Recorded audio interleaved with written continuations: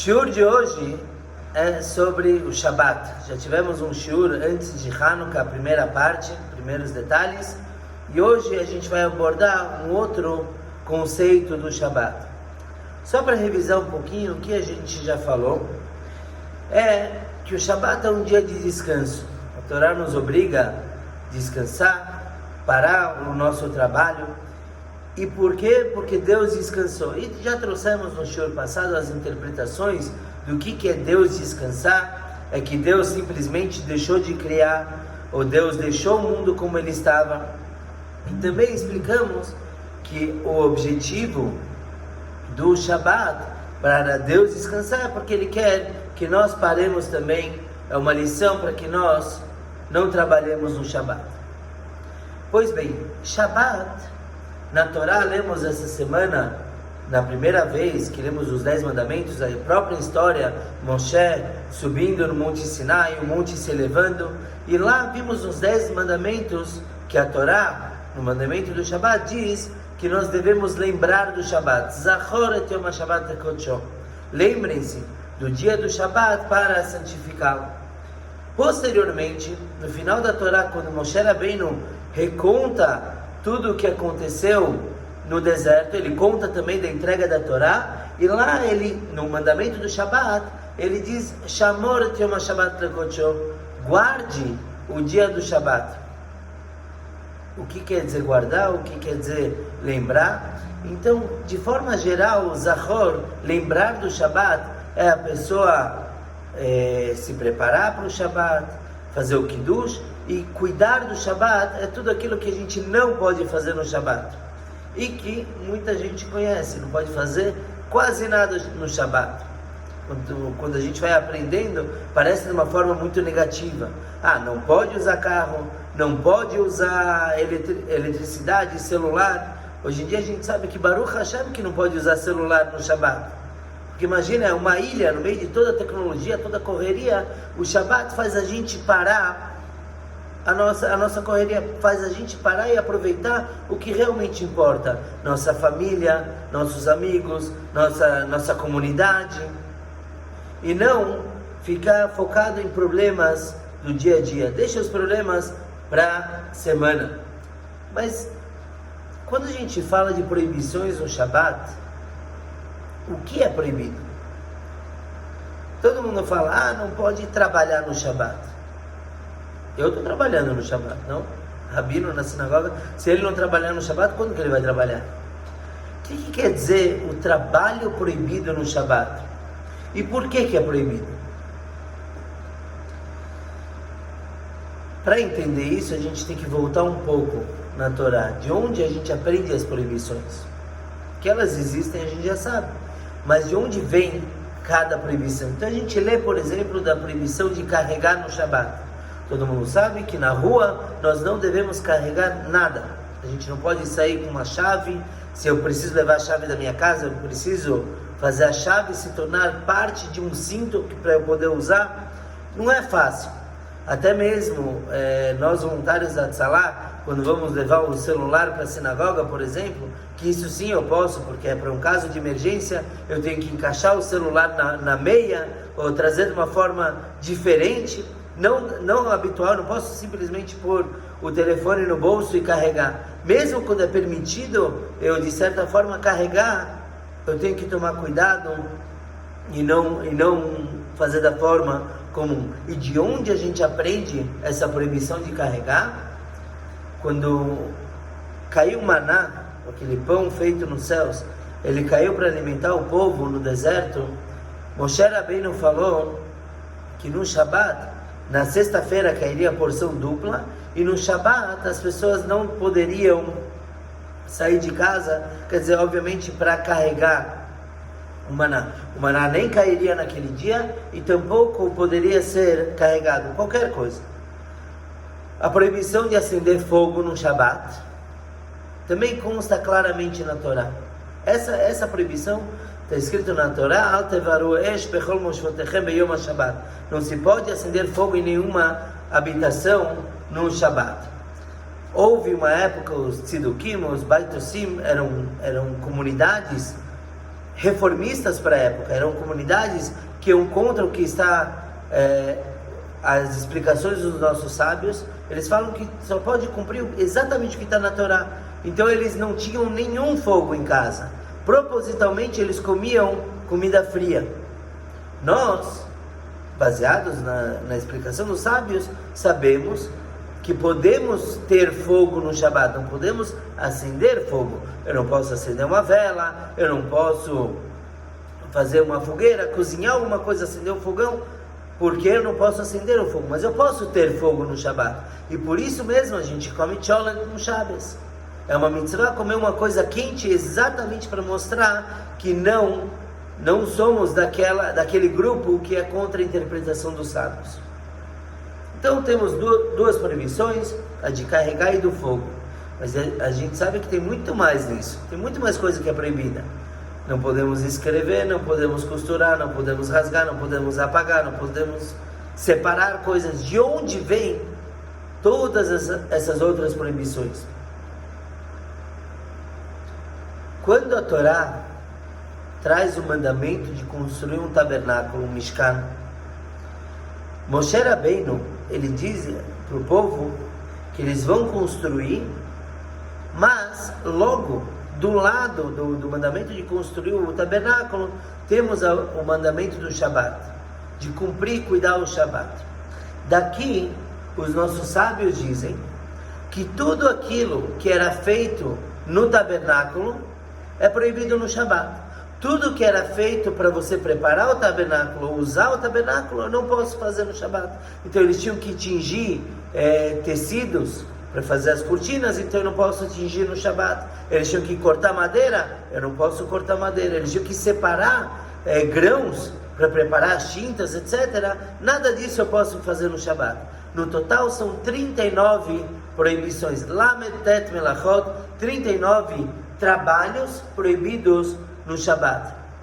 Então isso, já entre parênteses, já deve fazer a gente pensar um pouco. O tabernáculo representa a moradia de Deus aqui embaixo, a presença divina dentre o povo, a presença divina representada como um local no mundo. E mesmo para termos um lugar para rezar, para oferecer sacrifícios, mesmo para esse lugar eu não posso violar o Shabat. Isso que imaginem vocês, você construir um lugar que vai te apresentar a Deus, porque isso vale para o tabernáculo, isso vale para o templo sagrado de Jerusalém, também não podia ser construído no Shabat. Imaginem o próprio templo, a casa de Deus, para isso eu não posso violar o Shabat. Imagina para outras coisas, para pessoas que se preocupam com a parnassá, o negócio deles no Shabat. Ai, que coisa, como que eu vou trabalhar vou deixar de trabalhar no Shabat? Nem para o templo de Deus a gente pode violar o Shabat, quanto mais para coisas mais mundanas e mais pessoais. Mas ainda cabe uma dúvida. Tudo bem que o mandamento do Shabat e o mandamento do tabernáculo estão próximos.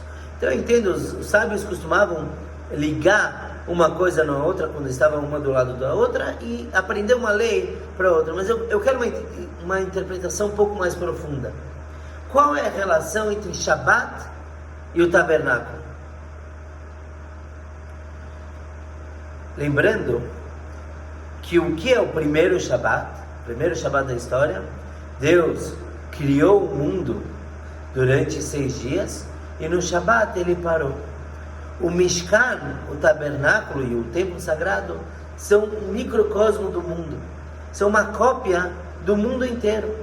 Então, da mesma forma que Deus não criou o seu mundo no Shabat, a sua grande moradia no Shabat, Deus também não quer que nós façamos para Ele uma moradia no Shabat, porque o Mishkan, ele representa o mundo todo. Então, uma vez que o mundo não foi feito, o Mishkan também não podem ser feitos. Sobre essas 39 proibições, tem muita coisa o que estudar, tem muita coisa para falar. Inclusive o Talmud dedica 2 tratados inteiros sobre o Shabat. Tem o tratado de Shabat, o tratado de Eruvin, que fala exatamente dessa questão de carregar no Shabat, em que locais domínios eu posso carregar, em quais eu não posso. Então, no domínio particular eu sim posso carregar no Shabat. Na minha casa, na sinagoga, dentro de um hospital eu posso carregar, mas na rua eu não posso. E para isso já tem um tratado enorme, gigantesco, só para tratar desses assuntos. No tratado de Hagigah, sábios falaram que na Torá, se você abrir a Torá e ler sobre o Shabat, é um fio de cabelo, é um pouquinho só. Nos 10 mandamentos, 2 vezes, mais um pouquinho aqui, um pouquinho ali, é um fio de cabelo. Se você analisar a Torá oral, que é o Talmud, a Mishnah, é mais do que uma montanha. Tantas leis que tem sobre o Shabat, tanta coisa que nós devemos cuidar, sempre parece que não tem fim. Na verdade, sim tem. É só estudar tudo. Realmente, antigamente, antes da Torá oral ser escrita, o próprio nome diz que era oral, as pessoas não precisavam ter as regras escritas. Por quê? Porque elas automaticamente viviam o Shabat como ele tem que ser, de acordo com a lei. Não precisava de um livro. Todo dia as crianças sabiam exatamente como tem que ser o Shabat. Com o passar do tempo, com a guerra, com o domínio romano, as pessoas começaram a esquecer essas leis. Imaginem quanto dá para estudar tendo que fugir de alguém te perseguindo, de um problema. Não dá para estudar muito. Então, por conta disso, Rabi Yehuda Nassi e outros compilaram toda a Mishnah, o Talmud foi sendo escrito, e assim, hoje em dia, a gente sabe exatamente como devemos cumprir o Shabat. Nisso, dos sábios. Os sábios, eles apresentam para a gente as 39 proibições do Shabat. Os sábios também trazem as ramificações dessas proibições. Então são 39 avot melachot, pais de trabalhos, 39 princípios, e cada pai tem um monte de filhinhos, um monte de coisas que se aprende das suas proibições. Mas os sábios também instituíram 3 regras do Shabat, 3 coisas que não podemos fazer. A primeira eles proibiram qualquer coisa que se pareça com outra, uma proibição. Então, por exemplo, temos a proibição de makebe patish. Makebe patish é você pegar um utensílio, uma espada, por assim dizer, colocar numa base e dar aquela martelada para deixar a espada reta. Isso era feito no templo, era o jeito que eles moldavam os utensílios. Makebe patish quer dizer eu terminar o preparo de um utensílio. Então agora aquela espada ficou retinha e eu consigo utilizar ela. Dali os sábios aprenderam que toda finalização de utensílio também é considerada uma makebe patish. Por exemplo, eu ajustar os ponteiros de um relógio. Por que eu não posso ajustar? Porque quando eu coloco eles na hora certa, eu estou terminando aquele utensílio, aquele relógio está pronto para ser usado.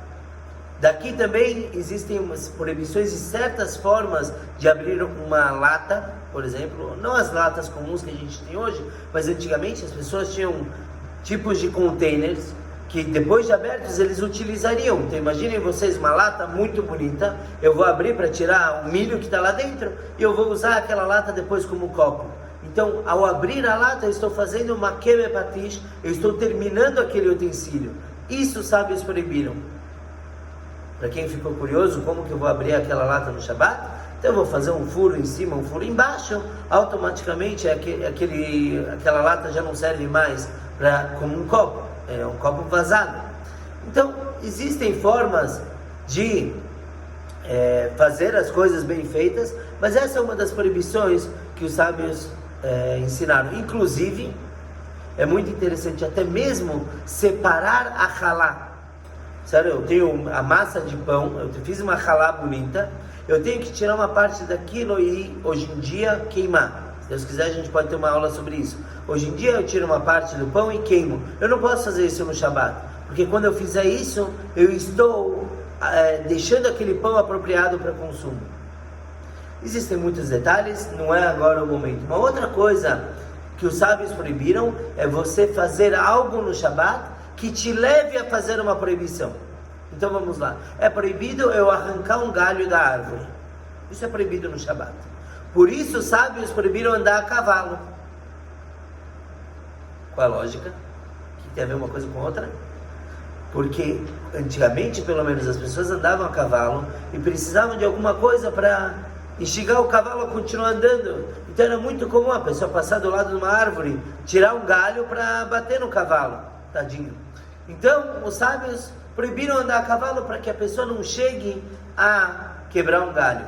Tudo bem, tem uma certa distância, mas se a gente lembrar que a Torá diz que uma pessoa que viola o Shabat publicamente com testemunhos e com aviso de que não pode, a Torá diz que aquilo é passível de morte. Então, obviamente que os sábios queriam distanciar uma pessoa desse tipo de pecado. Então eles proibiram andar a cavalo para não quebrar o galho, e assim também em muitas outras proibições. Por exemplo, a pessoa não deve ler documentos no Shabat, porque sem querer ele pode chegar a assinar que é uma violação. E uma terceira coisa que os sábios proibiram é algo que não condiz com o dia do Shabat, sendo que o Shabat é um dia muito especial, um dia espiritual, então tem comportamentos não adequados. Por exemplo, falar de trabalho no Shabat. Essa semana no meu escritório foi assim, eu ganhei tanto e tanto, infelizmente na crise eu perdi tanto e tanto. A pessoa não deve falar de trabalho no Shabat, porque não condiz. Tudo bem, ele não está fazendo algo proibido.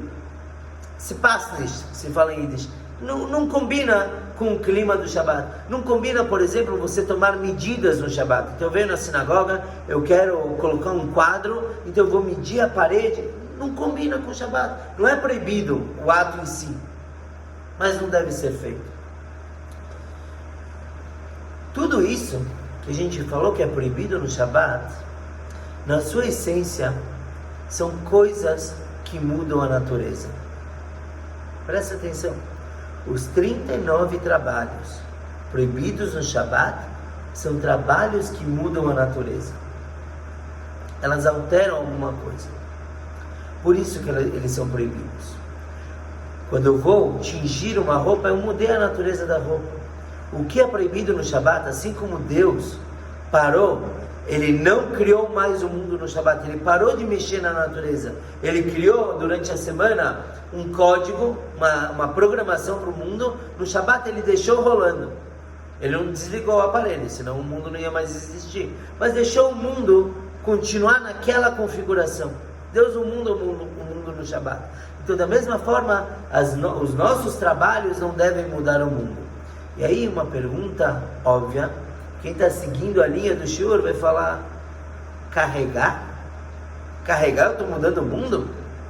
Tudo bem, eu cortar uma folha, eu mudei a natureza daquela folha, eu mudei a natureza. Tingir, eu entendo. Esquentar, acender fogo, queimar, tudo isso eu estou mudando a natureza, mas que carregar uma coisa, eu pegar uma chave de dentro de casa, levar para fora, que natureza que eu estou mudando? Então, o Rabino Kaplan, ele escreve que, de certa forma, carregar é uma das coisas que mais altera a natureza. Por quê? Você quer realmente mostrar um poder sobre a natureza? Basta você tirar uma coisa de um lugar e colocar em outro.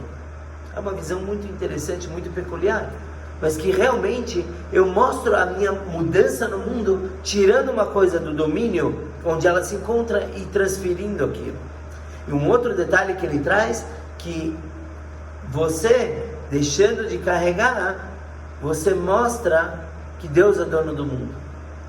Porque eu vou sair da minha casa, eu vou sair exatamente com o que eu estou vestindo, nada mais. Mulheres podem usar joias também, mas eu não vou levar nada. Eu mostro que, de certa forma, extrapolando um pouco desse mundo, não se leva nada, mas também eu estou mostrando que Deus é dono do mundo. Então, realmente, eu acho que eu tenho as minhas coisas. No Shabat, não.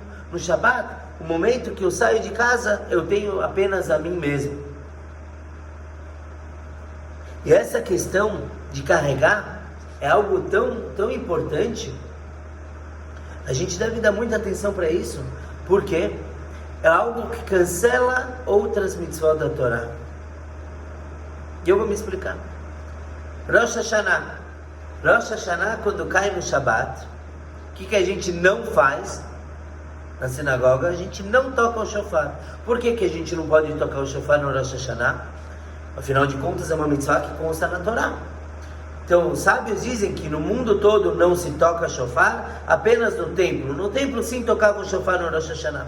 Mas aqui na sinagoga de Pinheiros, venham visitar quem não conhece ainda. Aqui na sinagoga, por que eu não vou tocar o shofar no Rosh Hashanah? Porque corre o risco de alguém carregar um shofar por causa do preceito. Por exemplo, já que eu toquei aqui, então eu vou tocar para um vizinho que não está saindo de casa por causa de Covid, eu vou tocar lá da rua, ele vai escutar lá em cima, eu estou carregando.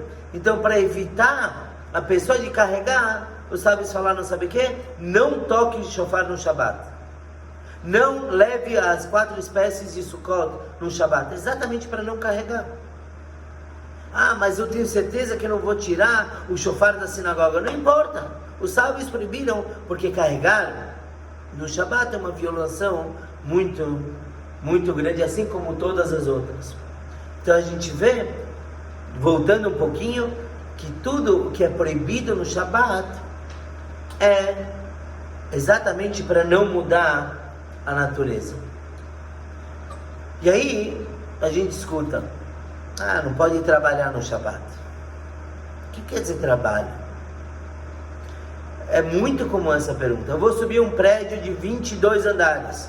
Eu moro no 22º andar. Eu vou subir de escada, é muito mais trabalhoso. Se eu subir de elevador, eu não estou fazendo nada, não tô me cansando. O que é mais trabalhoso? Subir de escada. Então a questão é a seguinte: o que é proibido no Shabat são lametet melachot, 39 melachot. Trabalhar em hebraico é avodá. O meu trabalho, no sentido de trabalhar, é avodá. Melachá, de novo, é esse conceito de transformação. Sim, subir 22 andares é muito cansativo, mas eu não estou mudando nada. O elevador, eu estou acionando o freio, eu estou fechando circuitos elétricos. Eu não entendo muito da tecnologia do elevador, mas na prática, utilizando energia, você está fechando os circuitos e sim, vem isso da proibição de utilizar fogo no Shabat. Inclusive, se a pessoa sobe 22 andares pensando que ele está fazendo exercício, aí ele não pode. Eu não posso subir as escadas do meu prédio ou sair correndo na rua pensando que eu estou fazendo exercício. Porque sim, o exercício me muda, me deixa mais forte, queima calorias. Então se o meu foco é esse, eu também não posso fazer isso no Shabat. Aí eu tenho que ficar sentado em casa mesmo.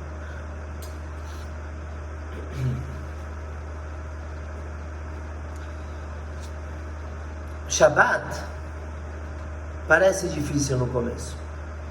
Essa é a verdade. As pessoas olham, puxa vida, quanta coisa que não pode fazer no Shabat. Falamos que na verdade não é o que pode no Shabat. Sabe o que você pode fazer? Você pode ficar com tua família, você pode dar atenção para os filhos, para os amigos. Isso sim pode fazer no Shabat, o que é difícil durante a semana. Mas as pessoas falam, mas poxa vida, eu vou sair perdendo no Shabat se eu não trabalhar. Eu vou perder geld. Os números mostram. Eu vou sair prejudicado. Existe uma máxima que diz que mais do que a pessoa cuida do Shabat, o Shabat cuida da pessoa. Eu cuido do Shabat, mas eu preciso saber que ele cuida muito mais de mim. Eu queria compartilhar com vocês algumas histórias que mostram a força do Shabat. Umas são mais conhecidas, umas um pouco menos, mas são muito bonitas. Se a gente não ficar pelo menos um pouquinho arrepiado, é porque a gente não entendeu a história. Na época que os judeus estavam fugindo da União Soviética, era muito difícil conseguir vistos. Os judeus estavam desesperados, passavam por muitos pogroms, muito sofrimento. E às vezes uma família conseguia um jeito de mandar pelo menos 1 ou 2 integrantes para a América, para nova vida, nova terra, para poder tentar algo mais fácil, uma vida melhor. Então teve uma menina que os pais conseguiram colocar ela num navio e mandar para Nova York. Só que antes da menina subir, o pai falou para ela o seguinte: eu sei que tua vida vai mudar lá. Ela era uma menina de 10, 11 anos. eu sei que tua vida vai mudar lá. Você não vai conseguir fazer tudo como você faz conosco. Era uma família ortodoxa. Mas pelo menos, o pai pediu, me prometa que você vai cuidar do Shabat. Pelo menos do Shabbos. Não viole ele. Tá bom? A menina prometeu, se abraçaram, sabendo que muito provavelmente eles nunca mais iriam se encontrar. A menina chegou na América, foi morar com os tios, que já estavam avisados da sua vinda. E logo que ela chegou, os tios avisaram nossa querida sobrinha, América is Gorandes, América é diferente. Aqui você vai ter que trabalhar, ela é um pouco mais velha do que 11 anos, aqui você vai ter que trabalhar e pronto, você tem que ajudar a pagar as contas. Então, conseguiram um emprego para ela numa fábrica têxtil, fazer camisetas, se eu não me engano. E lá ia ela todo dia de manhã, segunda, terça, quarta, trabalhar, ajudar, costurar. E quando chegou na sexta, ela falou para os tios, olha, amanhã eu não vou trabalhar. Os tios se enfureceram com ela, como assim você não vai trabalhar? Quem você acha que você é? E falaram que você vai trabalhar assim. Tá bom. Então, no dia seguinte ela saiu de casa e foi dar uma volta, ela não foi trabalhar. Voltou para casa no horário normal e falou, tá, fui trabalhar na empresa, não deram falta dela. Na outra semana, ela falou para os tios que ela estava passando mal sábado de manhã, ela não podia ir, estava cólica e não foi trabalhar. Na outra semana, ela falou que estava com dor de cabeça. Na terceira ou quarta semana, o pessoal da fábrica mandou avisar que eles estão percebendo que ela não está indo porque é Shabat, só passa mal de Shabat, estão percebendo que ela não está indo por causa de Shabat, e que se ela não for, ela vai perder o emprego dela. Os tios escutaram isso, ralharam com a menina, falaram, como você ousa não ir trabalhar? Amanhã, sábado, você vai e não queremos saber. Sábado de manhã, eles verificaram que ela saiu da casa, ela foi andando em direção à fábrica. Ela foi chorando. Ela falou, puxa vida, é isso que eu prometi para o meu pai, de não quebrar o Shabat, e agora é isso que eu estou fazendo. Sabe o que? Ela foi para uma praça e ficou sentada. Ela falou, vou ficar sentada aqui até acabar o Shabat. O que acontecer, vai acontecer, não posso fazer nada. Trabalhar no Shabat eu não vou. Ela ficou sentada o dia todo lá. Quando ela viu as 3 estrelas do céu, que era um sinal de que acabou o Shabat, ela voltou para a casa dos tios. Quando ela entrou, eles olharam para ela, pasmos, pálidos. Como você chegou aqui? Como você está viva? O que aconteceu? No dia 25 de março de 1911, uma grande fábrica de camisas chamada Triangle Shirtwaist, de roupas, essa fábrica ocupava os 3 andares superiores de um prédio de 10 andares. Aconteceu um acidente, pegou fogo, e lá morreram 152 pessoas, pelo menos 152 pessoas queimadas ou pularam pela janela para se salvar da fumaça. A gente infelizmente viu isso acontecer, algo muito pior, mas veio pessoas caindo no prédio no ano de 2001. E foi uma grande tragédia. E os tios tinham certeza que ela estava lá na fábrica trabalhando. E ela estava na praça. Aí ela conseguiu entender realmente e mostrar para os tios que mais do que ela cuidou do Shabat, o Shabat cuidou da vida dela e salvou a vida dela. Impressionante. Pelo menos para mim, uma história que mostra como funciona. Não uma lullaby, é uma história para adormecer. Depois, tem uma história que a gente escutou aqui do Mendele Stifferman. Ele vem aqui rezar conosco, ler na Torá, e ele contou alguns Shabbatot atrás dessa história aqui no Kiddush, e eu acho que vale a pena compartilhar também. Tinham 2 irmãos, Isaac e Albert Farhi. Eles tinham uma loja de uma joalheria, e eles contam que aconteceu uma vez uma coisa muito inusitada. A família do Albert foi passar Shabbat na casa do irmão do Isaac, estavam jantando, quando de repente começa a tocar o telefone. E eles veem pelo indicador de chamada que era da empresa de alarmes. Estava tocando alarme na loja deles. Alguém está roubando a lojinha, a joalheria. E aí eles viram pelo indicador, mandava algum sinal de que estava tocando o alarme na zona 3. Zona 3 era o cofre da empresa, era a área onde ficava o cofre. Eles ficaram desesperados. Oi, vem, estão roubando o cofre. Eles tinham joias de no mínimo $500 mil, no mínimo. O resto da loja podia ser roubado, mas aquele cofre de jeito nenhum. Óbvio que o primeiro ímpeto da pessoa é levantar e ir para a loja, chamar a polícia. Mas o Albert falou para o Isaac: não, hoje é Shabbat, Shabbat não tem loja, Shabbat não tem joia, Shabbat não tem dinheiro, não é Shabbat. Vamos sair, não pode fazer isso no Shabbat. Tá bom, tem razão. O telefone não parou a noite toda tocando, porque cada vez que tocava o telefone, quer dizer que está novamente acionado o alarme. Foram de manhã para a sinagoga, rezaram, kiddush, como tem que ser. De manhã já não estava mais tocando o alarme.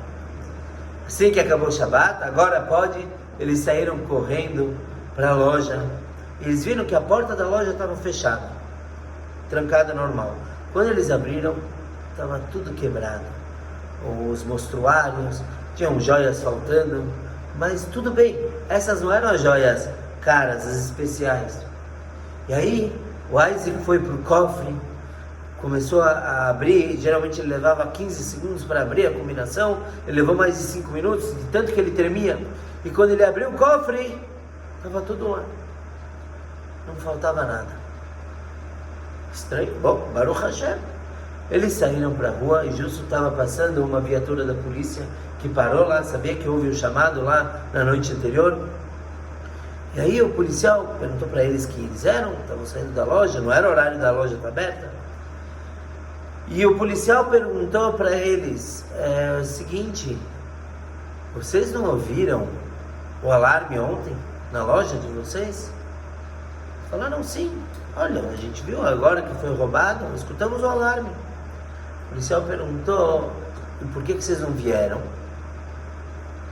Falaram: Shabbat. Shabbat, não vamos violar por causa da loja. Tá bom. O policial entrou para dar uma olhada, ele viu que do cofre não tinham levado nada. O policial saiu e falou o seguinte: saibam que o teu Shabbat, o teu Deus salvou vocês. Como? Então ele chamou os irmãos e mostrou que a grade, a proteção da entrada de ar, ventilação estava quebrada. E o ladrão falou, o policial falou: a gente sabe o que aconteceu agora, porque já aconteceram em outros locais. O que os ladrões fazem? Eles entram pela ventilação, pelo duto de ventilação, vão até onde eles querem acionar o alarme e ficam acionando o alarme.